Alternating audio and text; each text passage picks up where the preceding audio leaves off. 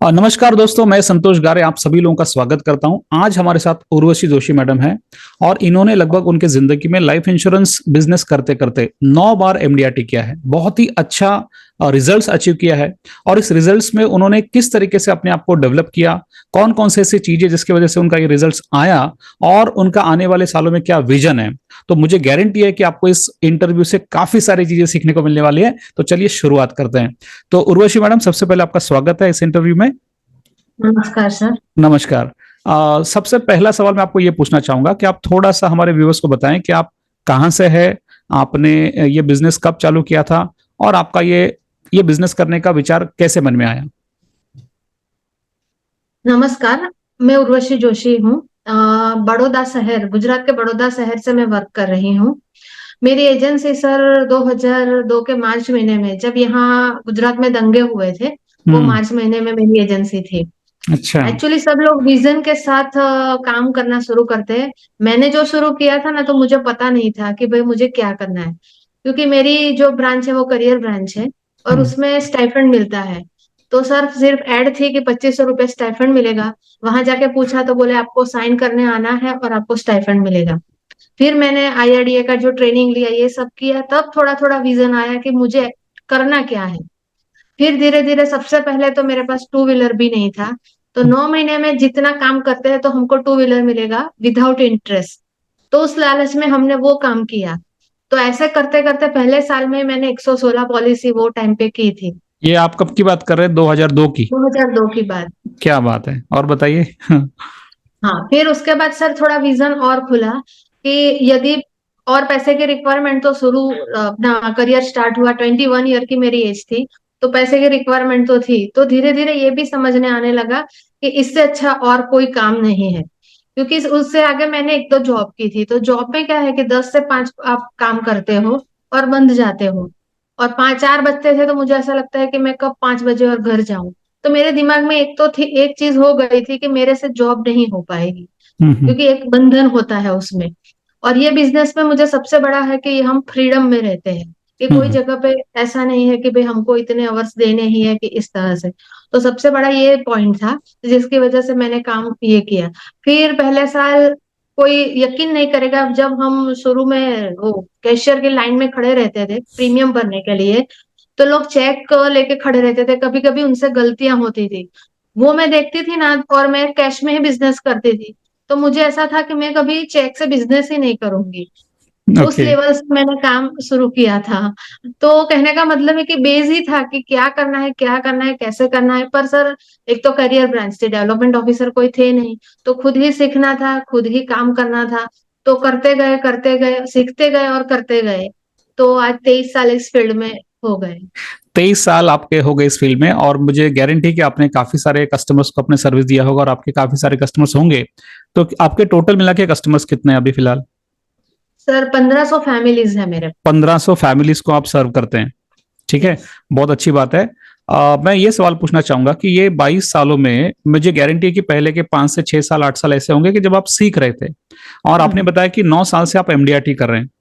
और हम्म। एमडीआरटी एक बहुत ही अच्छी अचीवमेंट है, एक अच्छा मुकाम आपने हासिल किया है।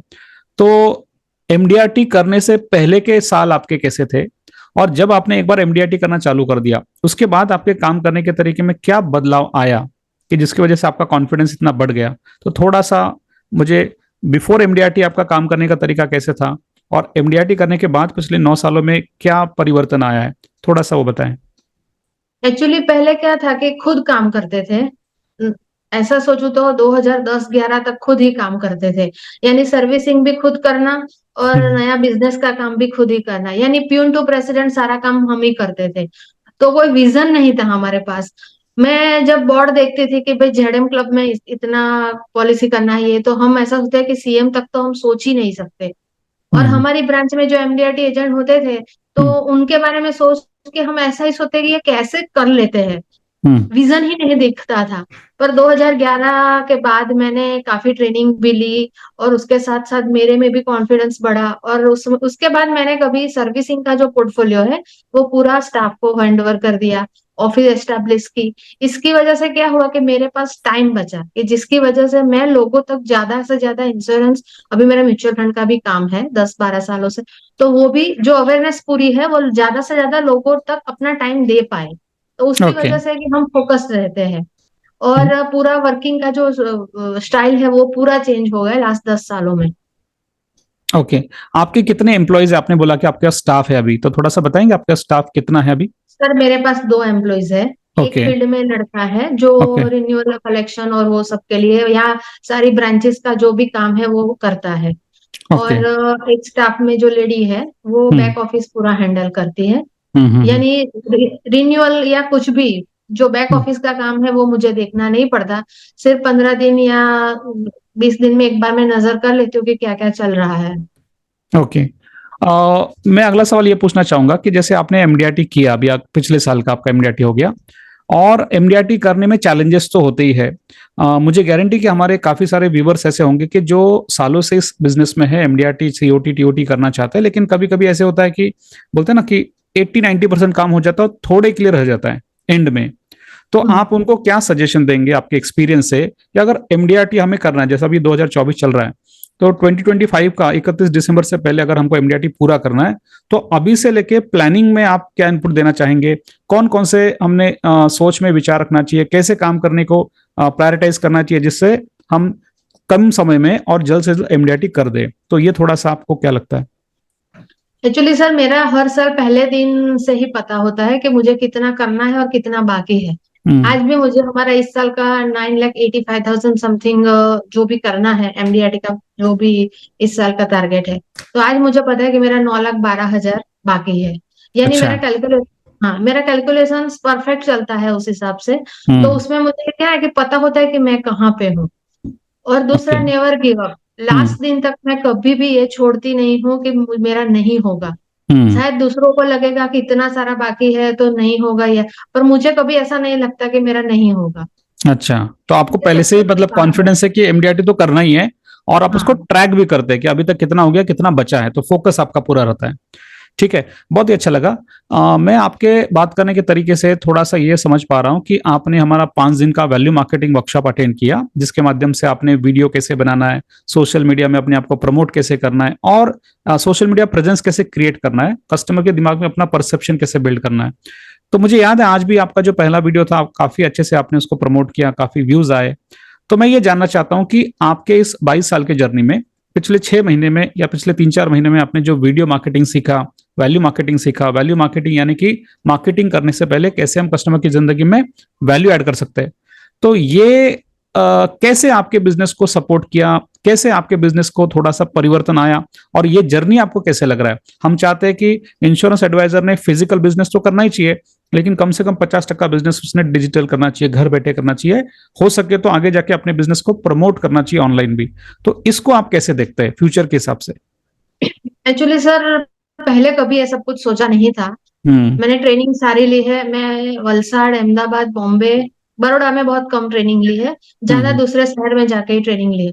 और वो मेरी रील की हड्डी है, उसकी वजह से मैं आज यहाँ पे हूँ, ऐसा हो। आप कह सकते हो। हम्म। मेरा मोटिवेशन समझो कि मेरा जो भी चेंजेस है वो ट्रेनिंग्स की वजह से ही हुआ है। ओके। कि दूसरों को देने से क्या मिलता है वो मैंने वहां से सीखा है। तो हम्म। वो वैल्यू देने की जो बात है वो मैंने वहां सीखी थी। और कोरोना के बाद सर एक चीज हुई कि सब कुछ डिजिटल होने लगा। लोगों को यहाँ से वहां जाना ये सब कुछ ज्यादा अच्छा भी नहीं लगता है। और अभी क्या है कि पब्लिक भी अवॉइड करने लगी थी कि भाई मिलना नहीं है। तो हम्म। वो 2-3 सालों में जो भी एमडीआरटी किया, जो भी काम किया, वो जनरली ऑफिस में बैठकर ही किया। हम्म। तो अभी एक हमारी भी हैबिट हो चुकी, सामने वाले की भी हैबिट हो चुकी है। हम्म। अभी इसी फेज को अभी काफी चीजों में आप देखते हैं कि वर्क फ्रॉम होम आज भी चल रहा है। हम्म। तो उसी यानी जो ट्रैक चल रहा है हम्म। उसमें वैल्यू मार्केटिंग की वजह से ही हम आगे बढ़ पाएंगे, ऐसा मुझे लग रहा है। तो ओके। मैं आपको, हाँ मैंने आपका जो भी एडवर्टीजमेंट कहीं पे पढ़ा या देखा, तो ऐसा था कि मैं कुछ ढूंढ रही थी और वो मुझे सामने से मिला। तो हम्म। दोनों चीजें मैच हो गई कि भाई मुझे, आप एक बार बात को आपको पता ही होगी, इम्पोर्टेंट है, अर्जेंट हम्म। नहीं है पर इम्पोर्टेंट है। वो हम्म। चीज जो मुझे चाहिए थी वो यहाँ से मिला। और हम्म। आपको बहुत सारे लोगों को अवेयर करना है एक साथ, तो आज ज्यादा से ज्यादा लोग डिजिटल प्लेटफॉर्म सोशल मीडिया पे ज्यादा होते हैं। तो वहां से ही आप किसी को पूरा एजुकेट कर पाते हैं, आपकी क्या सर्विसेज है, आप उसको किस तरह से क्या प्रोवाइड कर पाएंगे, हम्म। सामने वाला भी हमको जाने किस तरह से। तो यही, क्योंकि पूरा सब लोग वन टू वन नहीं मिल सकते, तो वैल्यू मार्केटिंग की जो भी हेल्प है उसकी वजह से मैं लोगों तक पहुंच पाऊंगी, ऐसा मुझे लग रहा है। बहुत अच्छा। ये जर्नी कैसे लगा आपको, क्योंकि इससे पहले आपने कभी वीडियो नहीं बनाए थे। तो मैं हाँ, जानता हूं कि बहुत सारे लोग वीडियो बनाना चाहते हैं, वो भी चाहते हैं कि उनका यूट्यूब चैनल बने, लेकिन कहीं ना कहीं मन में थोड़ा बोलते हैं ना कि डर होता है कि मैं वीडियो बना पाऊंगा कि नहीं पाऊंगा। तो आपका ये जर्नी कैसे रहा कि आपने वीडियो बनाए, उसको प्रमोट किया, आपके परिवार वालों का, आपके रिश्तेदारों का, आपके कस्टमर्स का रिएक्शन कैसे था ये वीडियो मार्केटिंग को लेके, क्योंकि हो सकता है अलग अलग आपको फीडबैक भी मिले हों। तो ये नहीं नहीं, कैसे था? सही है। हाँ, सही है आपकी बात। पहला वीडियो सर बनाया था ना, तो बहुत ज्यादा डर था, थ्रिल था कि भाई कैसा होगा क्या नहीं। तो पहला वीडियो शायद 1 मिनट या 1.5 मिनट का शॉर्ट्स ही बना। ठीक है। उसमें बहुत, हाँ, कॉन्फिडेंस नहीं था, ऐसा नहीं था, पर थोड़ा हम्म। डर तो हमें होता ही है कि भाई हम्म। कैसा। दूसरे वीडियो में आप देखेंगे ना, तो मैंने 50 रिटेक लिए होंगे तब जाके वो वीडियो मैंने बनाया। ओके। हाँ, तो क्या है, उसमें भी थोड़ा डर था। पर जो तीसरा वीडियो मैंने बनाया काफी हम्म। लंबा है, वो जो सर्विसिंग का वीडियो है, उसमें मुझे काफी फीडबैक भी आया कि काफी इंश्योरेंस और म्यूचुअल फंड की सर्विसेज है जो लोगों को पता ही नहीं है कि ऐसा करेक्ट। ऐसा होना चाहिए। तो करेक्ट। वो जो था, वो मुझे फीडबैक काफी आए कि भाई हमको ये पता नहीं था इसमें क्या होता है, या एक एग्जांपल लेते कि फ्रेश नॉमिनेशन क्या होता है, डीएबी हम्म। क्या होता है। ये सब कुछ लोगों ने मुझे, यानी मुझे फोन करके पूछा कि ये किस तरह का होता है। तो काफी जो ये जर्नी है उसपे काफी थ्रिल भी रहा, हम्म। काफी अच्छा एक्सपीरियंस और कॉन्फिडेंस बहुत बिल्टअप हुआ। Very good. हम जैसे बात करते हैं कि वैल्यू मार्केटिंग, यानी कि कस्टमर को मार्केटिंग करने से पहले, प्रेजेंटेशन देने से पहले उसके जिंदगी में कुछ वैल्यू ऐड करना चाहिए। कस्टमर ने आपके बारे में एक अच्छा सोचना चाहिए, तभी वो आपको अपॉइंटमेंट देगा।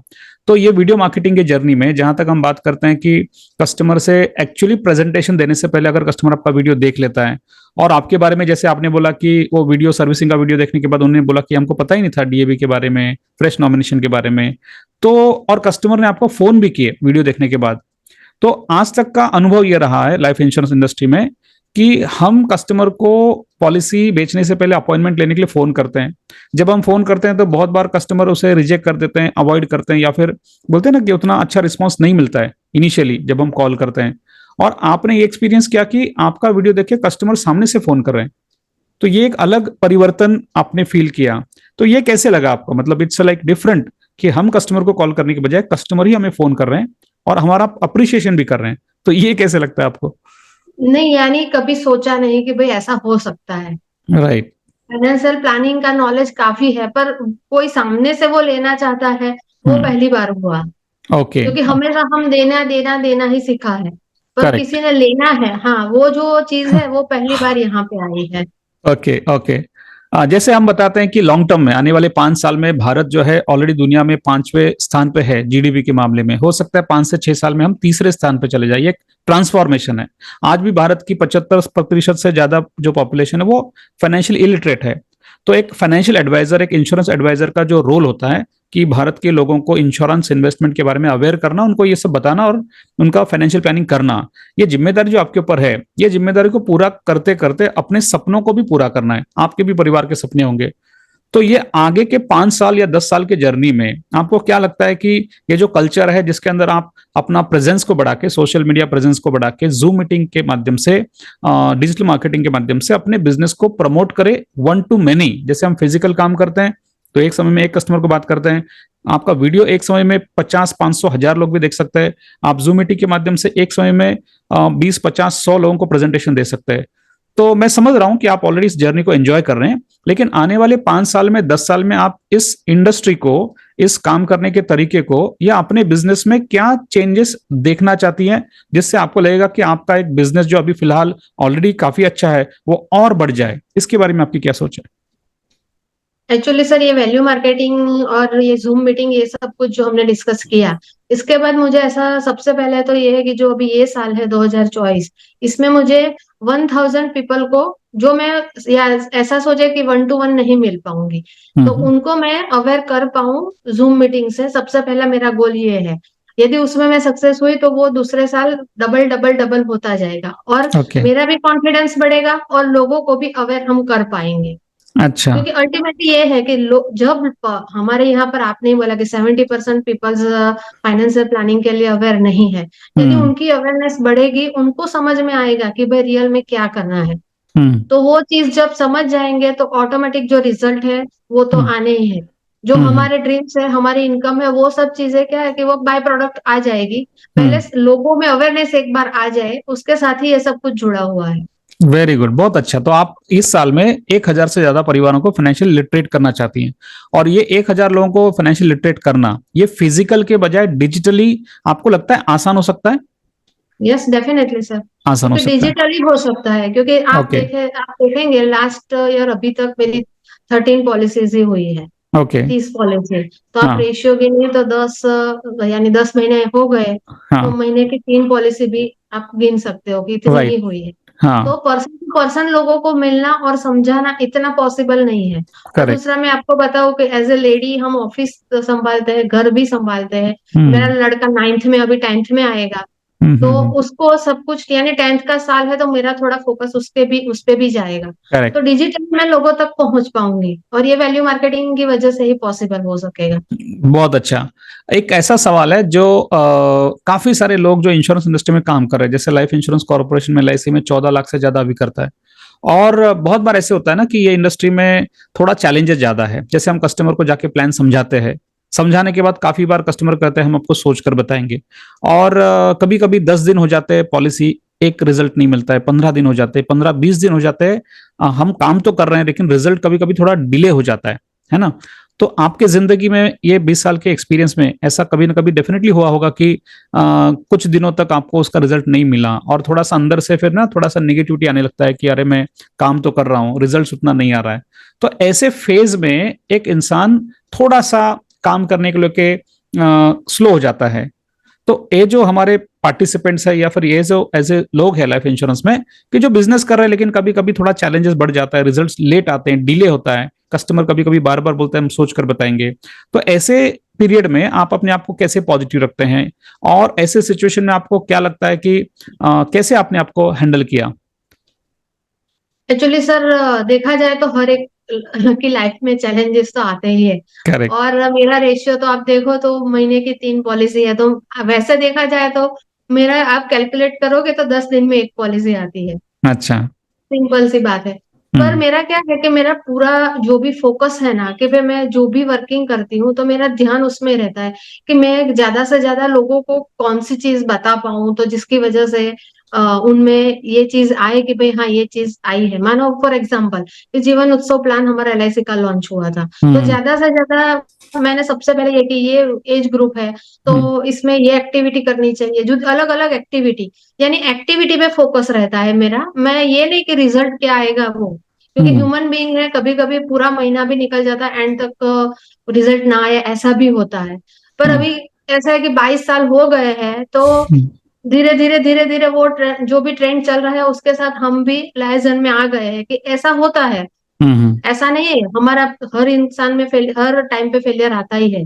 करेक्ट। अभी एक करेक्ट। नॉर्मल बात भी मैं बताऊं कि 2023 का जो MDRT था, हम्म। 5 दिसंबर को मेरा स्टाफ, जो लेडी स्टाफ 8.5 साल से मेरे साथ थी, उसको कुछ प्रॉब्लम हुई तो उसको जॉब छोड़ना पड़ा। ओ और हो। उसी दिन मेरा स्टाफ का जो लड़का था उसका भाई एक्सपायर हो गया, अरे तो बाप रे। उसने भी 25 दिन की छुट्टी ली। अभी वो ओह। टाइम पे मुझे फील्ड मैनेज करना था, ऑफिस मैनेज करनी थी, और MDRT खत्म करना था। तो वो चैलेंजेस तो मेरी लाइफ में भी आते ही है, क्या पर बात उसको है। बहुत शांति से मैनेज करना पड़ता है, क्योंकि कोई नहीं करेगा, जो हमें करना है तो वो तो हमें ही करना पड़ता है। बहुत सही, बहुत अच्छा एग्जाम्पल दिया आपने। मेरा एक और सवाल यह है कि जैसे आपने पिछले साल का MDRT किया, कितने पॉलिसी में आपका MDRT हुआ वो लगभग? 25 से 30 पॉलिसी। तो एवरेज प्रीमियम आपका क्या रहता है? मतलब आप जो कस्टमर को प्लान बताते हैं उसका सालाना एवरेज प्रीमियम कौन से रेंज में होता है साल का? 1 लाख से 1.5 लाख के आसपास तो होता है। एवरेज टिकट साइज आपका 1 लाख से 1.5 लाख का है। हम्म। और आपने अभी तक हाईएस्ट प्रीमियम, ईयरली प्रीमियम कितना प्रीमियम का पॉलिसी बेचा है highest? Highest 6 lakh something. 6 lakh का बेचा है। ओके, लेकिन आपका एवरेज 1 से 1.5 लाख का है। ठीक है। ओके। तो ये जो 1 से 1.5 लाख का प्रीमियम आप बेच रहे हैं, मुझे पता है कि काफी सारे एडवाइजर ऐसे हैं कि जो बिजनेस कर रहे हैं, पैसा कमा रहे हैं, लेकिन वो साल का 25,000 का प्रीमियम, 50,000 का प्रीमियम, 75,000 का प्रीमियम, 1 लाख या उससे ऊपर का प्रीमियम बताने में थोड़ा सा डरते हैं अंदर से, या फिर उनको लगता है शायद से कस्टमर निगेटिव हो जाएगा, या फिर वो आंसर मिलेगा कि नहीं मिलेगा प्रीमियम। तो ऐसे काफी सारे लोग हैं जो एवरेज प्रीमियम 25,000, 50,000, 75,000 तक का बेचते हैं। आपने भी शुरुआती दौर में हो सकता है कि आपका एवरेज प्रीमियम टिकट साइज कम रहेगा, तो इसको आप कैसे देखते हैं कि हम काम तो कर ही रहे, बिजनेस तो करना ही है, लेकिन अगर हम प्रीमियम साइज को थोड़ा बढ़ा दे तो इससे आपका बिजनेस तो बढ़ ही सकता है, लेकिन उसमें जो चैलेंजेस है वो भी थोड़े से बढ़ सकते हैं। तो जब से आपने हाईएस्ट प्रीमियम बेचना चालू किया, उसके बाद आपको कौन से ऐसे चैलेंजेस आए कि जो पहले नहीं आते थे, लेकिन कैसे आपका काम करने का तरीका बदल गया? क्योंकि मेहनत तो कर रहे हैं और कम पॉलिसी में एमडीआरटी करना ये एक बहुत अच्छी स्किल है। तो बड़ा प्रीमियम बेचना चाहिए कि छोटा प्रीमियम बेचना चाहिए, इसके ऊपर भी कभी कभी लोग सोचते हैं कि क्या करना चाहिए। आपको क्या विचार है इसके ऊपर लेके? सर हर इंसान का एक फील्ड होता है। करेक्ट। पहले मेरी पहली पॉलिसी थी तो 1500 2000 ईयरली, और वो भी क्वार्टरली में आई थी। अच्छा। ऐसे हाँ, यानी 20,000 25,000 की पॉलिसी हम बेचते थे। करेक्ट। फिर धीरे धीरे जो भी सीखते गए, तो फिर हम फैक्ट फाइंडिंग करना स्टार्ट किया। ऐसा ओके। नहीं, आज भी मेरी 25,000 की भी पॉलिसी होती है, हम्म। मंथली 1,500 रुपए का भी होता है ईसीएस, ऐसा कि नहीं होता, ऐसा नहीं है। हम्म। पर कहने का मतलब आज हमारे साथ साथ हमारा कस्टमर की इनकम भी बढ़ी है, क्योंकि हम्म। मेरे पास सेकंड जनरेशन है आज। हम्म। फर्स्ट जनरेशन आज से 22 साल पहले जो 10 साल का बच्चा था, आज 32 साल का हुआ है। क्या तो बात है। हाँ, ऑब्वियस है कि उसकी इनकम बढ़ी है, उसके पेरेंट्स की इनकम बढ़ी है। सबसे ज्यादा उन लोगों का मेरे प्रति ट्रस्ट बढ़ा है कि मैंने 22 सालों से उन लोगों को सर्विस दे रही हूँ और अच्छे से प्रोवाइड कर पा रहे हैं। तो एक चीज ये आती है, और दूसरी कि इनकम बढ़ने के साथ साथ उनकी रिक्वायरमेंट, उनकी लाइफस्टाइल सब कुछ बढ़ा है। तो हम्म। इंश्योरेंस भी बढ़ना चाहिए और सेविंग पोर्शन भी बढ़ना चाहिए। बहुत तो वो अच्छा। हाँ, दो चीजें हमारे दिमाग में रहती है हमेशा। मुझे हम्म। ऐसा नहीं है कि भाई ये 25 लाख अर्निंग कर रहा है तो इसका इतना, चलो ऐसा प्लानिंग दे दिया। पूरा उसका कैश फ्लो स्टडी करते हैं, कहाँ पे उनका रिटायरमेंट में गैप है, क्या हम्म। देने से म्यूचुअल फंड सही रहेगा, एलआईसी सही रहेगा, प्लान ए प्लान बी दोनों में से क्या वर्क करेगा। सारा जो प्लानिंग है वो पूरा वर्कआउट, कभी कभी तो ऐसा होता है कि एक एक दो दो घंटे उनके प्लानिंग करने में लग जाते हैं। ओके, बहुत तो अच्छी ये बात सब है। कुछ, हाँ, ये ओके। सब कुछ चीजें मैटर करती हैं। ठीक है, बहुत अच्छी बात है। एक अगला सवाल मेरा ये रहेगा कि जैसे आपने इतने साल में काफी सारे ट्रेनिंग्स अटेंड किए होंगे और अच्छे अच्छे ट्रेनर्स को आपने सुना होगा, और पिछले 2-3 महीने पहले आपने हमारा 5 दिन का वर्कशॉप किया, और अभी आप एडवांस कोर्स भी कर रहे हैं।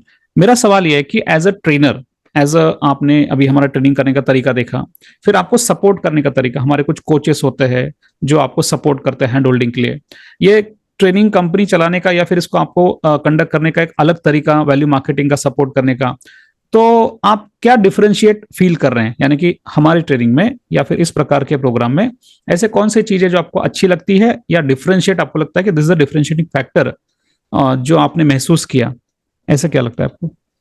सबसे ज्यादा तो ये है कि आप जो डिजिटल प्लेटफॉर्म है उसमें सबसे ज्यादा जो सपोर्ट है वो बहुत जरूरी है, क्योंकि ऐसा नहीं कि भाई समझा दिया और ये हो गया, ऐसा नहीं होता है, क्योंकि हम्म। उसमें प्रैक्टिकल चीज और जो थियरी है उसमें फर्क आता है। करेक्ट। हम जहाँ पे आगे ट्रेनिंग लेते हैं उसमें क्या है, फेस टू फेस सामने बैठ के लेते हैं, तो हम्म। वो जो भी सब कुछ हमें पूरा एब्जॉर्ब हम कर लेते हैं। तो हम्म। उसमें फिर प्रॉब्लम नहीं होती। पर ये जो वैल्यू मार्केटिंग है वो पूरा प्लेटफॉर्म डिजिटल है। अभी हम्म। डिजिटल प्लेटफॉर्म में आपको थियरी के साथ साथ प्रैक्टिकल कैसे करना है वो नहीं समझाएंगे, तो आप फिर वो प्रैक्टिकल कोर्स खत्म हो गया और फिर खत्म हो गया, कुछ नहीं आएगा, ऐसा करेक्ट। हो जाता है। ओके। तो आपके यहाँ से जो भी स्टाफ का जो हमको पूरा सपोर्ट मिलता है, तो हम्म। उसके हिसाब से क्या है कि हमको भी होता है कि नहीं नहीं चलो ये करना है तो इसके हम्म। हिसाब से ऐसे करेंगे तो ऐसा होगा, इसमें क्या ओके। क्या चेंजेस कर सकते हैं, ये सब ओके, कुछ पॉसिबल हो पाया है।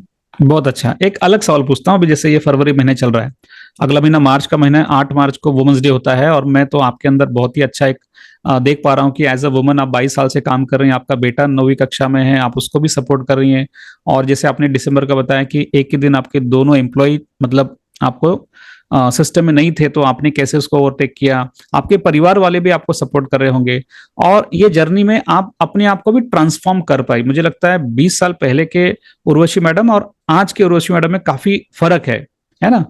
तो ये जो एंटरप्रेन्योरशिप है जिसके अंदर आपने सोसाइटी समाज को कि भारत के लोगों को इंश्योरेंस के बारे में अवेयरनेस करना और उसमें से दो पैसे हम भी कमाना और अपने परिवार को कंट्रीब्यूट करना फाइनेंशियली, तो इसको आप कैसे देखते हैं, अपने डेवलपमेंट को कैसे देखते हैं? डेवलपमेंट में सर सबसे बड़ा तो ये है कि पैसा तो सबको प्यारा होता है और पैसा तो हम कमा ही लेते हैं। एक एक हमारे पास फाइनेंशियल प्लानिंग के सारे इंस्ट्रूमेंट है उसमें से। पर सबसे बड़ा क्या है कि लोग हम पे बहुत ट्रस्ट करते हैं। मेरे लिए वो ट्रस्ट की बहुत ज्यादा वैल्यू है। मेरे पास एक एग्जांपल दो कि किसी की एक पॉलिसी आज मेरे पास है, उसकी 5 पॉलिसी किसी और एजेंट की है जो ऑर्फन है। आज उसका डेटा भी मेरे यहाँ उसी तरह से यानी चलता है जैसे वो मेरी पॉलिसी हो। मुझे फिर याद नहीं रहता कि वो पॉलिसी मेरी है या किसी और की। उसका पूरा सर्विसिंग मैं ही करती हूँ और यदि डेथ क्लेम हो तो भी वो मैं ही संभालती हूँ। तो ये सब में क्या है कि हमको वर्क सेटिस्फेक्शन भी बहुत ज्यादा मिलता है। राइट। अल्टीमेटली सिर्फ पैसा नहीं होता है, वर्क सेटिस्फेक्शन भी बहुत इंपॉर्टेंट होता है। और फैमिली में भी एक ऐसा कहा जाए कि मेरा लड़का है वो हम्म। मेरे से ज्यादा उसको ज्यादा ये है कि भाई एमडीआरटी में कहाँ पहुंचे, कितना अच्छा। हुआ। क्या बात है, बहुत अच्छा। फिर आपका फैमिली इन्वॉल्व है यानी कि आपके प्रोफेशन में? मेरे हाँ यानी शुरू शुरू में मैंने तो बड़ौदा पूरा वैसा देखा था पर पता नहीं था कि कैसा है। शुरू में हम्म। मेरे हस्बैंड ने मेरा मुझे बहुत ज्यादा सपोर्ट किया। हम्म। सपोर्ट यानी वो जॉब पे से आते थे उसके बाद 8:30 बजे हम लोग मैच्योरिटी के क्लेम लेके जाते थे लोगों अच्छा। के घर। ओके। उसमें पूरा बेस बड़ौदा में बना और हम्म। उसके हिसाब से उनका जो शुरू में सपोर्ट था। आज उनको जरूरत नहीं है कि भाई हाँ चलो मैं फ्लो में काम कर लेती हूँ। आज उनको ये पता भी नहीं है कि क्या रोज का चल रहा है ये सब कुछ। पर कहने का मतलब है कि शुरू में जो सपोर्ट चाहिए था वो सब कुछ वहां से मुझे मिला। मिला और आपको? मेरे इन वगैरह भी और मेरे पापा सबने भी मुझे इतना सपोर्ट किया कि बैक सपोर्ट अच्छा था फैमिली का, तो उसकी वजह से ये कर पाए। बहुत अच्छा, तो वेरी नाइस। एक आखिरी सवाल पूछने से पहले एक सवाल पूछूंगा कि अ, ये नोबेल प्रोफेशन है, लाइफ इंश्योरेंस या फाइनेंशियल प्लानिंग नोबेल प्रोफेशन है ना? कोरोना के पीरियड में हो सकता है आपके भी कुछ कस्टमर्स के क्लेम आए हों, तो आपने सब मिला के अब तक लगभग कितने क्लेम सेटल किए होंगे? डेथ क्लेम की बात करेंगे तो लगभग लगभग वो एवरेज तो लगभग 50 एक क्लेम हुए होंगे। 50 एक क्लेम अपने सेटल किए होंगे। और ये 50 क्लेम में से मुझे ऐसे लगता है कि डेफिनेटली एक या दो क्लेम ऐसे होंगे कि जिसके अंदर आप पर्सनली इन्वॉल्व हो गए होंगे सर्विस देने के लिए। हो सकता है उस परिवार के ऊपर जो वो सिचुएशन आई जिसके अंदर हो सकता है उनके परिवार वाले उसको समझ ना पाए, और उस वक्त में एक लाइफ इंश्योरेंस एडवाइजर का रोल बहुत बड़ा हो जाता है उनको मेंटल सपोर्ट करने के लिए, उनको जो भी डॉक्यूमेंटेशन है उस प्रोसेस को आसानी से करे विदाउट डिस्टर्बेंस। तो ऐसी कोई केस स्टडी, ऐसी कोई एग्जाम्पल अगर आपको याद है और आप शेयर करना चाहे, क्योंकि देखो काम तो हर प्रोफेशन में करते हैं, लेकिन ऐसे काम करके जब इस प्रकार के सिचुएशन में हम किसी को सपोर्ट कर पाते हैं और उनके चेहरे पे जो खुशी देखते हैं ये पैसे से भी बड़ी है। तो ऐसा कोई आपका एक्सपीरियंस अगर है जो आप शेयर करना चाहें डेथ क्लेम के बारे में तो कर सकते हैं। एक्चुअली सर डेथ क्लेम में तो मैच्योरिटी क्लेम में मेरा इन्वॉल्वमेंट इतना नहीं होता है, वो स्टाफ संभालता है। हम्म। पर डेथ क्लेम में मेरा पर्सनली हर डेथ क्लेम में मेरा इन्वॉल्वमेंट खुद ही रहता है ओ क्योंकि वेरी मैं गुड। 20 साल में क्या है कि फैमिली से हम अटैच हो जाते हैं। हम्म। वो फैमिली हमें हमारी फैमिली जैसे ही लगने लगती है। हम्म। ऐसा नहीं लगता कि भाई चलो ये सिर्फ क्लाइंट है या प्रोफेशनल रिलेशन है, उनको पैसे दिलाने, ऐसा नहीं लगता है। हम्म। सिंपैथी और एम्पैथी दोनों में बहुत फर्क है, तो हम वो चीज को हम्म। एम्पैथी में देख पाते हैं, समझ पाते हम्म। हैं कि वो जगह पे हम होते तो हमारी सिचुएशन क्या थी। हम तो हम्म। चलो इंश्योरेंस फील्ड में सारी चीजें समझते हैं, पर उनकी फैमिली के लिए तो ये सब चीजें एकदम से होने वाली चीजें हैं जिनमें हम्म। उनको बहुत सारी तकलीफ हुई है। अभी मैं कोरोना में ही बात करूं, मेरा एक क्लाइंट था 44 की एज उसकी। हम्म। हमने यहाँ से मेरे स्टाफ ने उनको कॉल किया था कि आपका रिन्यूअल प्रीमियम है, तो चेक हमारे पास एडवांस में पड़े होते हैं, तो बोले कि मैं भर दूं। क्लाइंट ने बोला मैं बैंक में बैठा हूँ, मैं अपना बैलेंस चेक कर लूं उसके बाद आप डालना चेक। फिर वो क्लाइंट का फोन नहीं आया, तो दूसरे तीसरे दिन फिर से ऑफिस से फोन गया। तो क्लाइंट ने सीधा बोला कि मैं तो हॉस्पिटलाइज हूँ कोरोना की वजह से। हम्म। तो सीधा गोत्री हॉस्पिटल में हमारे यहाँ पे जो है उसमें वहां पर वो एडमिट था। तो मेरे स्टाफ ने बोला कि ये तो यहाँ पे एडमिट है। तो मैंने वो लड़के को ऐसे बोला कि भाई तेरे अकाउंट में पैसे हैं, नहीं है तो मैं एक बार वो पैसे भर दूं, तुम्हें कुछ नहीं होगा मुझे पता है। पर फिर भी तो कि नहीं नहीं पैसे है आप चेक डाल दो, कोई इश्यू हम्म। नहीं है। मुझे हम्म। भी कॉन्फिडेंस था कि उसको कुछ नहीं होगा, उसको भी कॉन्फिडेंस था कि कुछ नहीं होगा। 29th को उसका सर डेथ हो गया। ओ। और उसकी फैमिली में उस पे डिपेंड काफी बड़ी फैमिली है और उस पे ही सब कुछ डिपेंड था। तो वो सबसे बड़ा तो यही हुआ कि कैसे एक होगा। अभी उसमें पूरा जो डेथ क्लेम है वो, यह मेरे यहाँ से 70 किलोमीटर दूर है उसका घर, पर पूरा वो जो क्लेम सेटल करवाया और सब कुछ फैमिली के जो, तो फैमिली का ट्रस्ट भी सर उस लेवल से बढ़ा कि भाई जो भी पैसे आए तो वो सारे पैसे उनके बच्चों में, उनकी वाइफ में उस तरह से डिस्ट्रीब्यूट किया कि हर साल उनको कोई ना कोई पैसा मिलता रहे, तो उनकी हम्म। फैमिली को दिक्कत ना आए। और एलआईसी ने भी कोरोना में जो भी डेथ क्लेम आए ना उनमें बहुत ही अच्छे से सपोर्ट किया कि कभी भी कोई दिक्कत हमें नहीं आई है। दूसरा करेक्ट। सर, उसका क्लेम सेटल हुआ सितंबर महीने में, अप्रैल हम्म। में डेथ हुई, सितंबर में उनका पैसे फैमिली को मिले, वो सब री इन्वेस्ट हुए। और नवंबर महीने में उनका बड़ा लड़का था 19 साल का, तो उसके यानी शॉर्ट सर्किट में उसकी डेथ हो गई, वही हम्म। बंदे की। ओहो। अभी 19 साल का था, और एक्सीडेंट बेनिफिट यानी वो सब मिला के अभी पॉलिसी 3 महीने की थी लड़के की, तो उसका भी डेथ क्लेम फिर कंप्लीट किया। यानी ऐसा कभी कभी ऐसा होता है कि भाई डेथ क्लेम से ज्यादा फैमिली से हम ज्यादा अटैच होते हैं करेक्ट हर करेक्ट। केसेस। हाँ, तो वो सब जो एक्सपीरियंस होता है ना, तो वो हमको सेटिस्फेक्शन देता है कि हाँ, हम हम्म। कुछ किसके लिए कुछ कर पा रहे हैं। ओके, बहुत अच्छा लगा आपने जो शेयर किया। मेरा अगला सवाल ये रहेगा कि काफी सारे लोग हैं लाइफ इंश्योरेंस इंडस्ट्री में, जैसे 14 लाख एडवाइजर है, उसमें से काफी सारे एडवाइजर ऐसे हैं कि शायद से उनको अभी तक वैल्यू मार्केटिंग नहीं पता क्या है। ठीक है। और वो इस सिस्टम को नहीं जानते कि ये करने से कितना आसानी से आपका बिजनेस ग्रो हो सकता है। तो ऐसे लोगों को जिन्होंने अभी तक ये प्रोग्राम अटेंड नहीं किया है लेकिन जो सोच रहे करूं कि नहीं करूं, तो आप क्या सजेस्ट करेंगे आपके तरफ से, क्योंकि आपने अभी देखा ये प्रोग्राम क्या है, उससे आपका फायदा क्या हुआ है। तो जो नए लोग हैं जो स्पेसिफिकली इस प्रोग्राम के बारे में नहीं जानते, आप उनको क्या सजेस्ट करेंगे। एक्चुअली मेरा सजेशन यही होगा कि 1 to 1 किसी से मिलके आप सबको अवेयरनेस फैला सकते हो तो ठीक है, पर 1 to many आपको एक ही जगह से बहुत सारी जगह पे अवेयरनेस फैलाना है तो वैल्यू मार्केटिंग के सिवा आपके पास ऑप्शन नहीं है। ओके। सिंपल सी बात, क्योंकि ये करेंगे तो ही आप काफी लोगों तक पहुंच पाएंगे, और वो भी सिस्टमेटिक वे में। सिंपल से कोई वीडियो बना के फ्लो कर दिया, वो कोई मतलब नहीं है। आपको करेक्ट। सिस्टमेटिकली प्रॉपरली किस तरह से क्या कंटेंट डालने हैं, वो सब कुछ वैल्यू मार्केटिंग के हिसाब उसमें से ही आप सीख पाओगे। बहुत अच्छा। लास्ट क्वेश्चन रहेगा मेरा आज के दिन के लिए, वो ये है कि मैं अभी देख रहा हूं कि ऑलरेडी आपने एक 22 साल में अपने बिजनेस को ग्रो किया, एमडीआरटी तक आप पहुंच गए हैं। हो सकता है फ्यूचर में आप सीओटी टीओटी भी करना चाहें।